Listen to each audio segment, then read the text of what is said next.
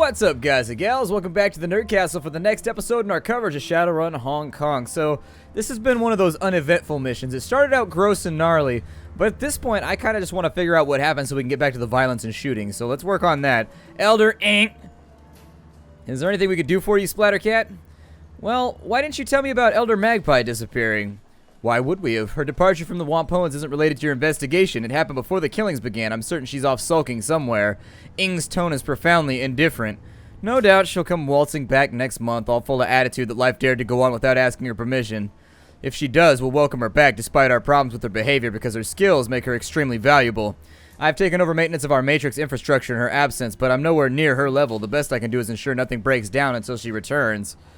I'd like to take a look around her shop. Do you have the key? Yes, but there's a lot of sensitive equipment in there, including our community servers. We don't let anybody who's not one of the Wampoan elders in there.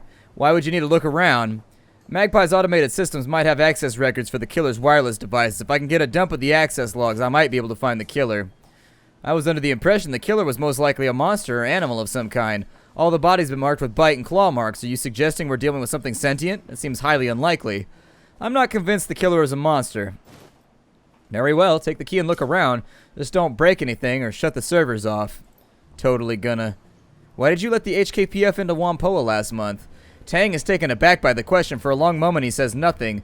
When his composure does return, he speaks deliberately with great care. We generally don't let police into Wampoa Garden. It's true. But in this case, we made an exception. The police were very polite and offered to look the other way over some of our past deals with the Loho Jawa pirates. They also made it clear that if we refuse, they might not only take an interest in our deals with the pirates, but would call in the Special Duties Unit and force their way in.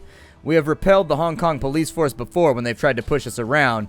We could probably drive off the Special Duties Unit as well, but the cost in blood would be too high. Ing shrugs non-committally. I'm gonna keep that shtick going forever, I'm sorry. Since they weren't hunting a Wampoan, we saw no reason to refuse their request. So what were they doing here? They didn't say, and we didn't ask. The HKPF isn't exactly forthcoming about their business, and we found that the less we know about their interests, the safer Wampoa Garden is. When you take an interest in the police, they return the favor. As far as I know, they went into the parking garage. There was a gunfight, and the police never came out. Moore showed up a few hours later looking for their missing officers. We didn't let those in, though. We just delivered what was left of the bodies to them. Why didn't you let them in? We were willing to allow the group of 4 in because they asked politely. When the reinforcements arrived, there were over 30 of them. We couldn't risk the rest of the police setting up camp in our streets. It would have been a circus and disrupted our lives and businesses. Alright, well, at least we got something out of there. We got Winky Quack. We've got Rainbow, and we've got Ming Vuong. Let's go to her office first, and we'll see what's going on in there. The little side snippets of information, I don't want to mash through like 1,000 conversations if we can do this quicker by just doing 2 or 3 conversations and, you know, stumbling across the result. Okay. The shop looks nice. The shop looks really nice. I like how everything's a blue tone, though. It's calming. The bin is full of assorted chips, peripherals, and add-on modules for cyberdecks. They don't seem to be arranged in any coherent fashion or spread across the felt surface. You sift through the display case searching for anything that might prove interesting. Strangely, the bin seems to be missing parts. There's plenty of storage memory, active memory, and I/O handlers in the display case, but no MPCP or response increase chips, the more expensive parts. Anyone trying to build a deck using only these parts would end up with a glorified comlink. The MPCP, so they simplify it in this game, but the MPCP is the thing that you can upgrade and you can replace on your deck. If you play a decker in real Shadowrun, or even in the Sega Genesis Shadowrun, the MPCP, I believe anyways, is one of the main stats you upgrade. If you're drawing for the most bang for your buck, that's the upgrade you go for because it affects just about everything. Response increase chips are pretty good too. You can increase the I/O. There's a bunch of cool stuff you can do. You should check it out if you haven't. I truly think the Shadowrun game on the Genesis is the best one they ever made. Like, it's the closest to being tabletop while at the same time smoothing all the things over that it needs to be a video game. Gaba gestures towards one of the other displays. A pair of small cyberdecks sit inside the locked case. Maybe Magpie took the chips when she left. Then again, she did that. Why did she leave completed decks behind?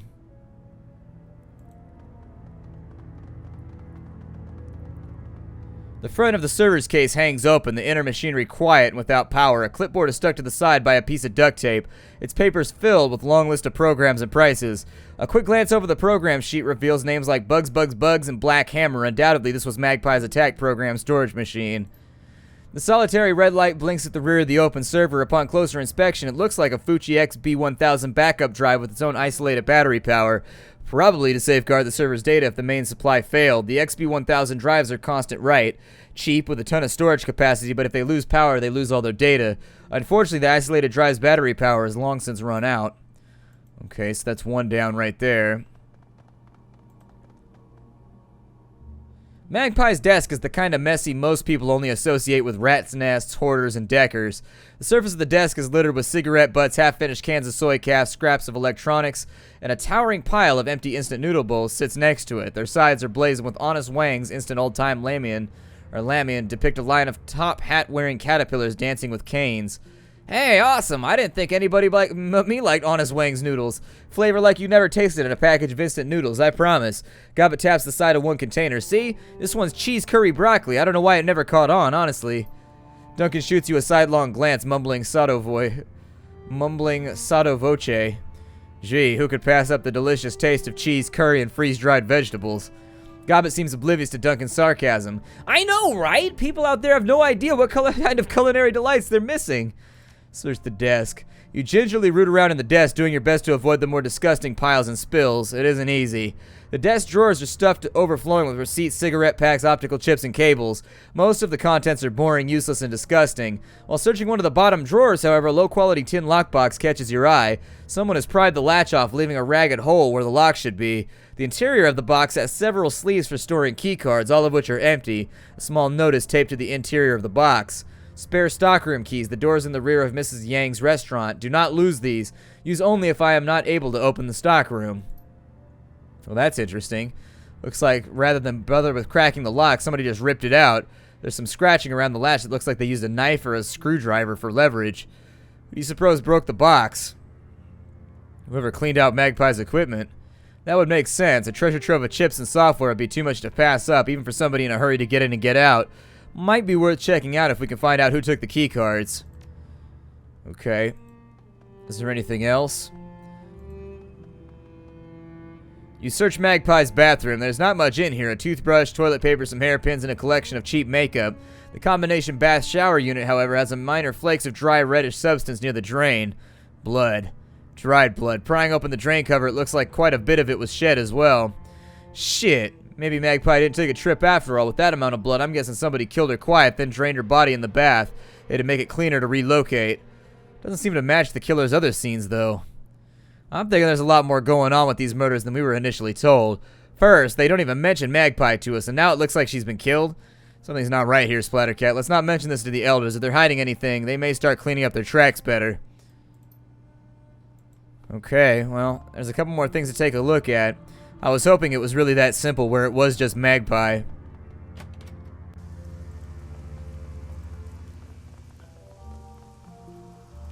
Let's ask Zippy, since he was friends with her.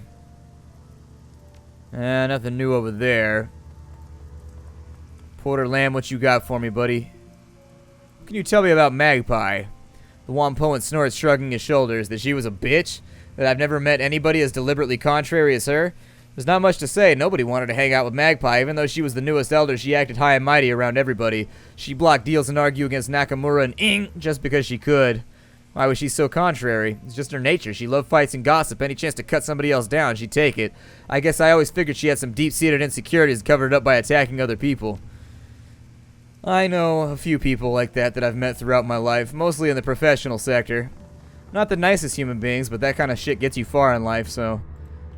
People say that it doesn't. That's like the really shitty thing about the whole thing is people say that being contrarian and sort of petty and shitty like that doesn't get you anywhere in life, but it totally does. You just have to be shitty, insecure, and petty with the right people, and then it just all comes around and you become like this wolf on the prowl, taking out lambs. Rainbow, what's going on? The woman sports brilliantly hued hair that shifts colors, scintillating with every passing moment. She's powerfully built, a natural athlete or someone who works out a great deal. Notably, a large shotgun rests on an arcade cabinet next to her. She affords you a short glance as you approach. When she speaks, you note a particularly lyrical accent to her voice. Something I can help you with there, friend? You've been throwing me off my game and I'm trying to beat the best score. Tank War Europa. I haven't seen one of these cabinets in years. Her mouth twists up into a wry grin. Aye, me neither. Managed to find this one near an accident, but I heard the music and thought, hold on there, Rainbow, you know that tune. After a few moments, Rainbow's game is suddenly over, her tank obliterated by a barrage of air-to-ground missiles. She hisses her breath in through clenched teeth. Piss on your ma. A right robbery that was. Right then. She shakes her head again and turns to face you fully. You don't seem like them Wampoans. They're all a mite touched, yeah? Maybe you are too, but you don't advertise it like they do. What's your story? Looking into the murders that have been happening. Ah, that's some nasty work. Bodies hacked up, chunks bitten out of them. Make sure you're loaded for something big and ugly, that's for certain. Where are you from? I can't place the accent. Born and raised in Dublin, down on the banks of the Liffey. Spent most of me early life there, working security on sacred spaces, you know, historical sites or underdeveloped land. The green movement was big in those days. It was a bit like being a park ranger, but sure it didn't beat some dead-end desk job. Spent a lot of time around County Dublin and Wicklow. Always loved animals, and I found out being a ranger put me in close with them. It was a good time, yeah? Making sure the budding new species like the bogies and centaurs didn't upset the ecology of Wicklow National Park much. Also kept the nastier bits like Yikes, I don't even know how to say that word. I'm going to assume that that's Gaelic. From running amok across populated areas. The reason it's like that is because in Gaelic is each, I don't know. They make different noises though. Like their phonetics are different in Gaelic than they are with like the English and just the phonetics we use. Like the letters make different sounds. What's that? An eat whiskey? See? That's whiskey on the back right there. I mean, it's kind of shaped that way, but... Is that a demon horse? Yeah, that's right. They're cannibal horses, basically. Nasty buggers that drag people into bogs and drown you. Sometimes people call them kelpies on account of the water plants they pop out of. Anyways, as I was saying, the problem was I started to develop this wee knack. That's a small thing. I keep magic from working when I'm around. Spells don't go, spirits fall apart, and the paracritters get real feisty. Make things worse, this is around the time Liam O'Connor threw his coup and formed Tir na Nog. With all this basic talk about elves and ancient magic, 'twas a bit scandalous to have a woman guarding ancient sites that wasn't just mundane. But I also killed magic around her, so I got fired. You're older than Tir na Nog? Bang on, and I don't look a day over 25, do I? Rainbow flexes one arm, grinning widely. I am Irish, not one of them noggins. Pack of punters, the lot of them. Always going on about their ancestral lands and the glory of the past and all that bullshit.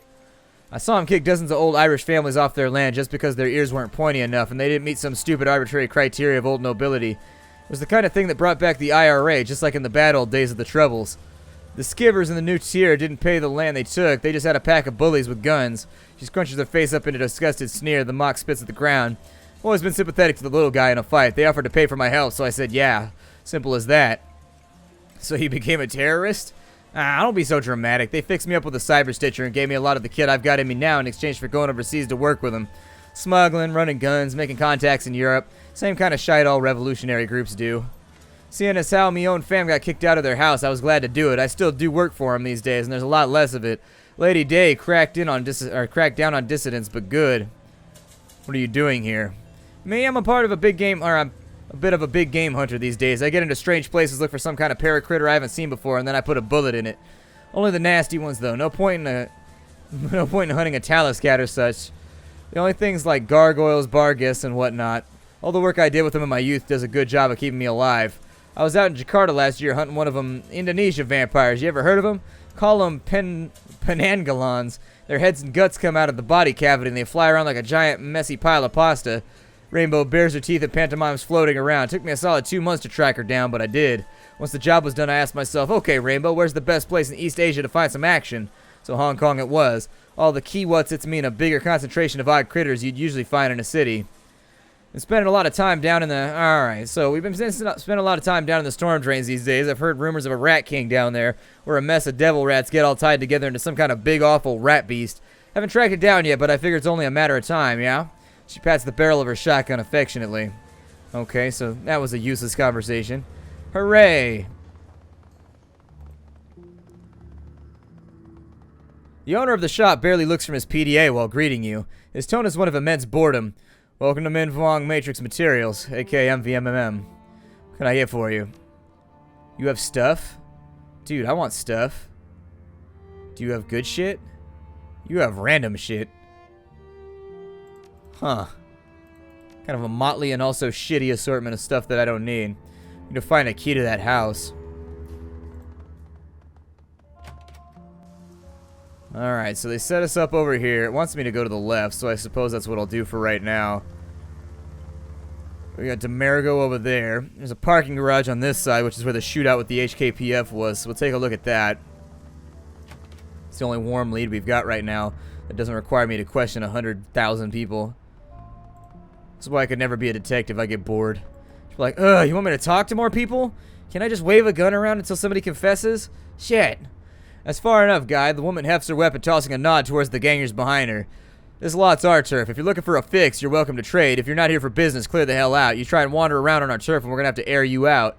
So what do you say? You looking for a little pick-me-up, a little nitro to give you some pep, or maybe you want some chips to take that edge off? You want it? I got it. Yeah, I'd like some barbecue. Go ahead. Barbecue chips? I don't know. I felt like I had to go back. We can attack. Some of these BTLs you're silly look an awful lot like they came from Tong's shop. Yeah, so what? Why do you care? Must have gotten them recently. How'd you know Tong was dead? It's like this. Broken Thumb UN was walking down the street, sees this guy going to Tong's joint right at closing time. Tall guy, hunched over, had this shitty gray rain poncho draped over him now. UN figured that was weird as hell, so he posts up and waits. He figures the guy will come out soon because Tong's closing up shop. Nothing for 15 whole minutes. Guy comes out, hustles down the street with nobody saying boo. I figure he was waiting for an ebb in the crowds. UN sees some blood smeared on the door though, so he goes to check it out. Inside, total carnage, but you know what? Tong's not going to be using his gear anymore, so to hell with it. UN jacks the lot of it. Business is business. You're damn right it is. That's all I know. The guy had to be the killer. Tall, gray rain poncho, hunched over. Also smart about where he came and went, or how he came and went. Okay. Can I look around the garage? Man, you deaf? What the hell did I tell you? No, you goddamn well can't wander around our turf. Alright, so idiots with no memory. Well, what happened in the fight here? As far as I know, some police showed up looking for somebody. They got in here, all of them got killed. Whoever they were was long gone by the time we showed up. Used to be a lot of Wampoans living here. Guess they all cleared out, muttering about ghosts and shit like that. Heard anything else about the murders? Not much. I'll tell you what though, I've got a guy named Kang. He was down in the storm drain system last week. Something was moving down there, big too. Man-sized, but it wasn't speaking any language that Kang understood. Kid beat feet back here as fast as he could. Dumbass dropped his storm drain key on the way out though.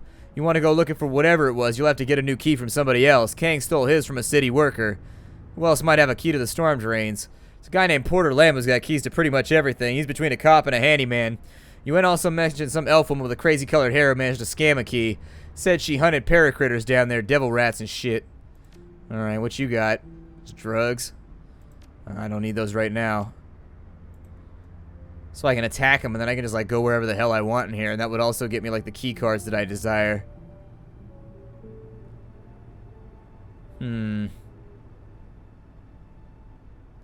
She looks pretty cybered up. She might be problematic. The rest of them, not worried, but the one with the cyberware could be an issue in close range combat. Then again, we have an adept with us, so I'll come back. I'm going to see if I can get the key from Porter Lamb or from Rainbow. If we can get the key from either of them, we should be able to get something fitted up here. Alright, Porter Lamb, what you got for me, buddy? You have a key to the storm drainage system? Yeah, why do you ask? Drop a gun down a grate or something? Following a lead on the killer. In that case, take the damn key. You'll have to forgive me if I don't want to go down there with you. Porter peels an antique Yale-style key off a key ring and hands it to you.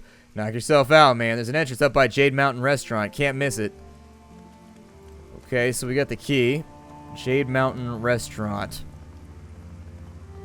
Why are there tentacles growing out of that pallet right there? That doesn't appear safe. What are you cooking at your shop? My god. Well, let's go down in the storm drain and see what we can come across. Figure we might get some interesting combat at the minimum. Fight with some ghouls or something for a little bit. Sewer systems and abandoned buildings and things like that are usually bad business in Shadowrun. You tend to try and avoid them just so you don't get yourself mashed up. The hell is that, a body pile? Disgusting pile of stinking human remains smells strongly of blood in the first stage of decay. Arms, legs, and organs here are heaped together like stacked firewood, leaking blood and gore across the floor. The parts contained therein appear to have been sliced away from the parent body rather than torn or bitten.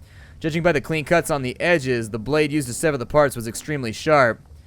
I've seen plenty of disgusting stuff in my day, but this takes the cake. Look at it. Somebody stacked these parts up like they were making a little larder or something. Hello, serial killer. You got that right. Jesus. Looking a little closer at the pile, one part stands out. It's a severed forearm and it's covered in tattoos. Words in a Slavic language and a shining lighthouse adorn the forearm, and ring-like images are inked with each finger. The back of the hand, there's a skull inside of a square. Whoever owned this arm isn't likely to be Wampoan, as the tattoos look like they were poorly drawn and inked by hand rather than by a machine. Most likely Russian criminal tattoos. Okay. It's hard to say how this could get worse. We already found a body pile. Despite the darkness, you see something glitter at the edge of the drain. Looking closer, it appears to be a necklace chain of some kind. It's become caught in the drain's grate, narrowly avoiding falling down the deep pit. Okay, so lifting the necklace out of the drain, you turn it over in your hand. It's a simple silver pendant on a chain. The silver pendant depicts a long-tailed bird in flight, a magpie. Alright, so I would assume that that's Elder Magpie. Another indication that she was killed. Either that or she's down here.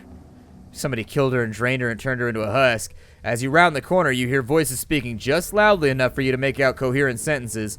The speakers are definitely not local. They speak with a slight Slavic accent and their clothing is heavily armored. Around them there are a number of crates and boxes all mostly filled. It looks like the group is packing up. Yaroslav says the boat will be ready tomorrow morning. He's gotten everything arranged with the port authority. We move the goods to the warehouse, he'll handle the loading of them onto the ship, and we can get paid right then and there. The orc spits on the ground. I'm glad to be done with this filthy place. I will too. I hate having to hide in these damn drains. It stinks down here, and I can hear the devil rats running down the walkways. It's a mess, and it's disgraceful. You shouldn't have to put up with this bullshit. And Alexander still isn't back from his little trip. We'll have to leave him behind soon if he doesn't get back. I know, Galina. Until Audrey says we're in the clear from the triads, we can't be seen with the goods on the street. They find us, we go back to Vladivostok in sausage casings. Those Red Dragon Mudaki don't screw around when it comes to protecting their turf. Who knows, maybe Alexander was stupid and they caught him. Either way, we'll have to lug this crap to the drains for a few clicks. Several boxes near the two women bear a distinctive label, a magpie in flight. The same emblem you saw stamped on Magpie's equipment in her shop. The orc woman sniffs the air suspiciously and her eyes dart towards the dark tunnel you stand in. Before you have a chance to get out of sight, she locks eyes with you. The orc lifts her chin as she regards you, cracking her knuckles. What have we here? A curious little pest come looking for things that don't concern him. What do we do with pests, Galina? Galina puts a hand on her shotgun barrel. We break them, Vasilisa, and then we hammer a spike through each one of their throats so anyone who sees their body knows not to meddle with our affairs. I suggest you stay where you are, pest. The Wampoan elders know I'm down here. You start a fight, you're going to have every drone and cyber junkie on the streets crawling up your ass. Some of the cockiness goes out of the Russian woman's eyes. She shifts back and forth nervously, shooting a glance at the orc. Finally, she lifts her shotgun, sighting along the barrel. You think we're afraid of those little worms? You think we're afraid of you? Don't make me laugh. We could be out of here before they even realize you're missing. You think these crazy chipheads give a shit about what happens down here? I don't think so. Duncan sneers at them, spitting on the ground. Make a move, shithead. Give me a reason to put you down. You thugs think you're so hard. I kill trash like you every goddamn day. I don't care what you're doing down here or what you've stolen. I just want to find the person murdering Wampoan elders. You think I give a shit what you're doing down here? None of that concerns me. So why the hell should we let you live? Because I know what happened to Alexander. Vasilisa's eyes narrow. She hisses her words through her teeth. If you so much as touched him, your suffering will be the stuff of legend. I promise. Where is he? The serial killer I'm looking for killed him. Why should we believe you? I think you're just trying to save your skin. Right forearm, lighthouse tattoo, Russian words beneath that. On the back of a hand, a skull inside a square. Sound familiar? Vasilisa and Galina exchange a significant glance. Alright, so you've seen his arm. That doesn't prove anything. You could have seen it on him. Alright, I am getting tired of this. I'm just going to machine gun all of you if you don't solve this soon. I'm getting pretty tired of this. Down the way in the drains there's a pile of body parts. His arm is in it. You can go see for yourself. You're right. That is the act of somebody very sick. We could talk peacefully, but keep your hands where I can see him. Took Magpie's keycards, didn't you? Yes, we did. Alexander took one earlier. He said that we wanted to sweep the stockroom and see if there's anything worth stealing in it. Here, we don't have time for this. We have to move the gear. You want to play detective? Go right ahead. Alright, so what else you got for me? We ain't done here. Is there anything you could tell me about the murders that I might not know? You think we get out a lot? I wouldn't even have known these were murders if I hadn't touched it.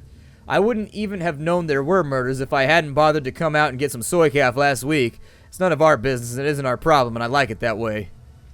Alright then. Well, at least we didn't have to, I kinda am itching for a fight at this point. We've been like 5 episodes without shooting anything. Trigger finger's starting to get a little itchy. Let's go back, we'll search Magpie's stuff one more time.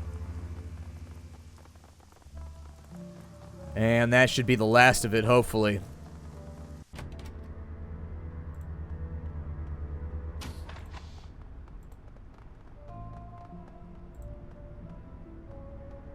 Despite the table's crude construction, an artfully laid meal awaits the owner. Several small dishes are filled with pickled vegetables, while a larger plate is arranged with long slices of raw meat. The meat is pale, pinkish white like raw pork and is covered in a slight soy marinade. Poking at the raw meat, you discover that it's surprisingly tender. What's more, it has the faint aroma of marinade, as if deliberately prepared. The flesh is a little tougher than you'd expect, but surprisingly flavorful. There's no bitterness or gristle to it. In a few moments, you finish the small piece, and it leaves only the barest hint of an aftertaste in your mouth. Gobbet watches you eat, her mouth slowly falling open. Alright, Splattercat, I know I love food, but you take it to a whole new level. I mean, we walked into a basement stockroom, which is obviously inhabited by somebody. What's the first thing you do? Steal their dinner. It's cold. It's probably human. Probably just had myself some Soylent Green. I think I'll break it off right here. My name is Splattercat. I will see you all in the next episode of Shadowrun Hong Kong. Don't forget to check the game out down below. See y'all later. Hi, do everybody.